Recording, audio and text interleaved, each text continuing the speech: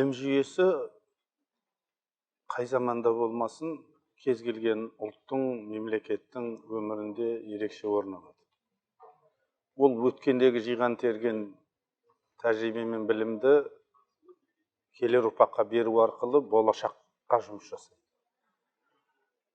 Яғни заман өзгерген сайын, технология өзгерген сайын, жаңа сынақтар туғаннан кейін білім жүйесі оқтын жаңа талапқа сәйкес өзгеріп тұру керек. Ол сөзсіз.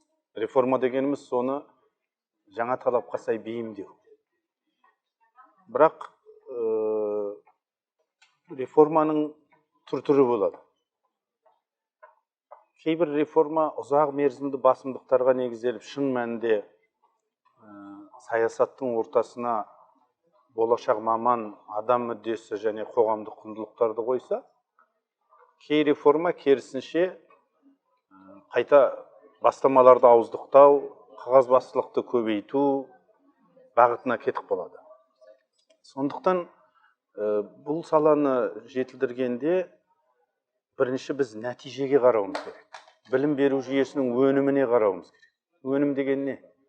Ол жаңа заманауи білімі бар, жаңа технологияларды игерген, тәрбиелі адам.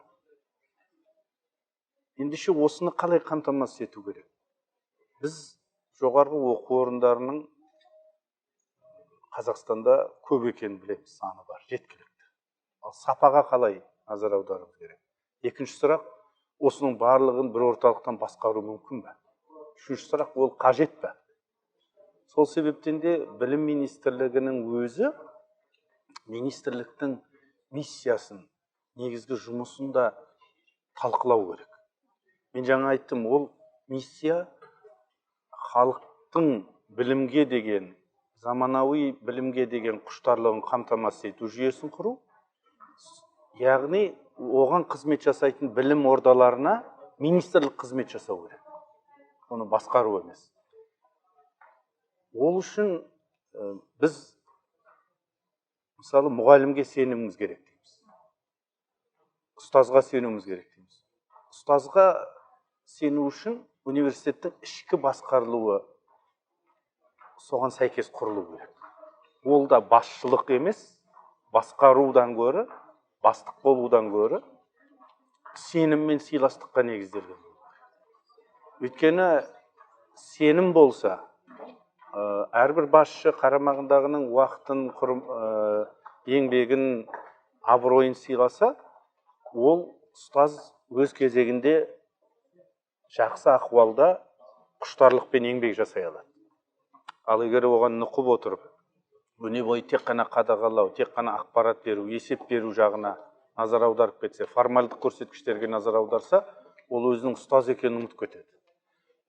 Соған сәйкес министрлік пен университеттердің арасында да қарым-қатынас осылай болу керек. Ол нұсқаулық жасау, басшылық жасау емес, қамқорлық жасау. Сеніп, соларға жетпегенін өтеу, осы бағытта жұмыс жасау керек. Сондықтан университет біздің болашағымызды қалыптастыратын болса, онда сол болашақ қарым-қатынастардың моделі осы жерде қалыптасу керек. Осы университеттің ішкі өмірінде қалыптасу керек. Сыйластыққа негізделген, сенімге негізделген, білімге негізделген.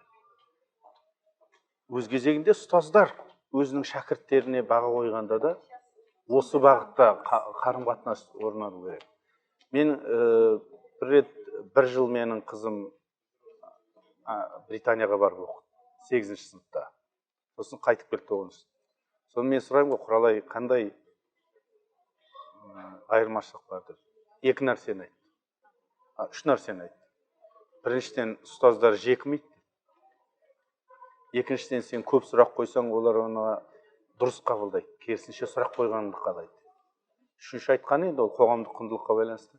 Балалар менің қолымда қымбат зат бар, менің мінгенім қымбат көлік деп жарыспайды. Оның бәрі өз еңбегі емес, әке-шешесінің еңбегі екенін біледі. Міне, сондықтан ұстаздар да осылай бағалау жүйесінде құрғанда дұрыс бағалай білу керек. Тағы бір ұстаздың миссиясы, бұл міне қазіргі ақпарат әлемінде жаңа білім 2 жыл сайын еселеніп жатқан тұста ол балаға дұрыс бағдар беру. Осы бағытта сен ізденіске түссең. Ұстаздармен қатар мен бұл тұста осы білім ордаларында кітапханалардың рөлін айтар едім. Кітапханашының рөлін. Мен өзім есімде біз 3-4-5 оқып жүргенде Сарбалақ деген ақсақал біздің кітапханашы болды мектепте. Сонда ол кісі бізді жетелеп отыратын. Мына кітапты оқыдың ба, енді мына кітапты оқы деп. Қазір енді нақты кітапты көрсетпесе де, бірақ бағытын бер. Осы бағытта сен ізденіс. Ол үшін және мұғалімдер әрине баланы тани білгені дұрыс. Қай бағытта оның дарыны басым. Сол бағытта оған бағдар беріп отырса, сондықтан қазіргі ұстаздарға қойылатын талап өте жоғары, бірақ талап жоғары болған сайын оларға деген сый құрмет, сенім де жоғарылау керек.